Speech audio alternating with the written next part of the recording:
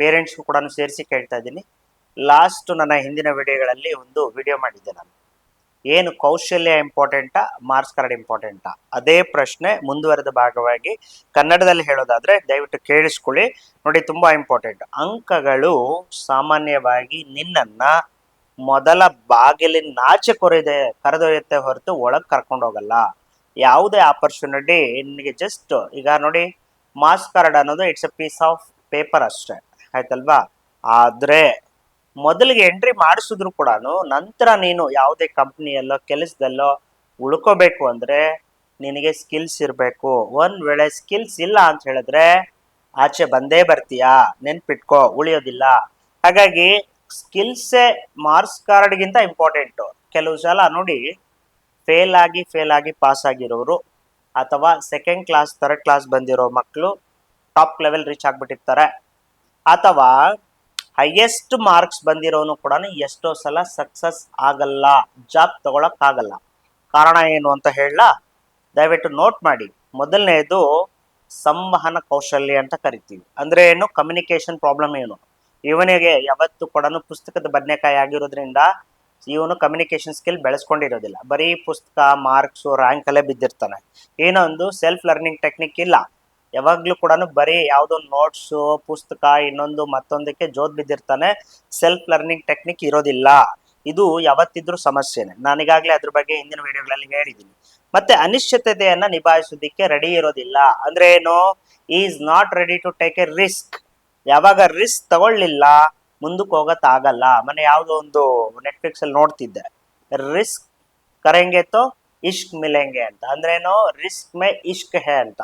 ನೀನ್ ರಿಸ್ಕ್ ತಗೊಂಡ್ರೇನೆ ಮುಂದಕ್ಕೆ ಹೋಗಕ್ ಆಗೋದು, ಇಲ್ಲ ಅಂದ್ರೆ ಅಲ್ಲೇ ಬಿದ್ದಿರ್ತೀವಿ, ಮುಂದಕ್ಕೆ ಹೋಗಲ್ಲ ನೋಡಿ. ಮತ್ತೆ ಮಾರಾಟ ಮತ್ತೆ ಸಂಧಾನ ಅಂತ ಅಂದ್ರೆ ಕೆಲವು ಸಲ ನಿನ್ನಲ್ಲಿರ್ತಕ್ಕಂಥ ಸ್ಕಿಲ್ಸ್ ಗಳನ್ನ ನೀನು ಸೆಲ್ಫ್ ಪಬ್ಲಿಸಿಟಿ ಮಾಡ್ಕೋಬೇಕಾಗತ್ತೆ.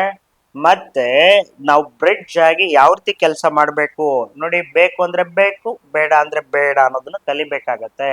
Very important. ಏನಪ್ಪಾ ಅಂದ್ರೆ ಭಾವನಾತ್ಮಕತೆ ಅಂತ ಕರಿತೀವಿ ನೋಡಿ. ನಾವು ಜಾಸ್ತಿ ಎಮೋಷನಲ್ ಆಗ್ಬಾರ್ದು, ಎಮೋಷನಲ್ ಫೂಲ್ಸ್ ಆಗ್ಬಾರ್ದು. ಯಾವಾಗ ಎಮೋಷನಲ್ ಫೂಲ್ಸ್ ಆಗ್ತೀರಾ ಮುಂದಕ್ಕೆ ಹೋಗೋದಿಕ್ಕಾಗಲ್ಲ. ಎಷ್ಟೋ ಸಲ ಅಲ್ಲೇ ನಾವು ಎಡತಕ್ಕಂಥದ್ದು. ಮತ್ತೆ ಅಭಿರುಚಿ ಮತ್ತೆ ವಿವೇಚನೆ ನೋಡಿ, ನಿಮ್ಮದಿಗೆ ಆದಂತ ಕೆಲವು ಸಲ ಅಭಿರುಚಿಗಳಿರುತ್ತೆ, ಆದ್ರೆ ನಿಜವಾಗ್ಲೂ ಅದನ್ನ ಸ್ಕಿಲ್ ಆಗಿ ಹೆಂಗ್ ಕನ್ವರ್ಟ್ ಮಾಡ್ಕೊಳ್ಳೋದು ಅನ್ನೋ ಕೂಡ ನಿಮ್ ಇಂಟೆಲಿಜೆನ್ಸ್ ಅದು. ಮತ್ತೆ ಅದು ಹೆಂಗ್ ವರ್ಕೌಟ್ ಆಗುತ್ತೆ ಅನ್ನೋದು ನಿನ್ಗೆ ಗೊತ್ತಿರಬೇಕು. ಪ್ಲಸ್ ಏನು ಮೈನಸ್ ಏನು ನೀನ್ ಅದನ್ನ ವಿವೇಚನೆ ಮಾಡಿನೇ ಹೋಗ್ಬೇಕು.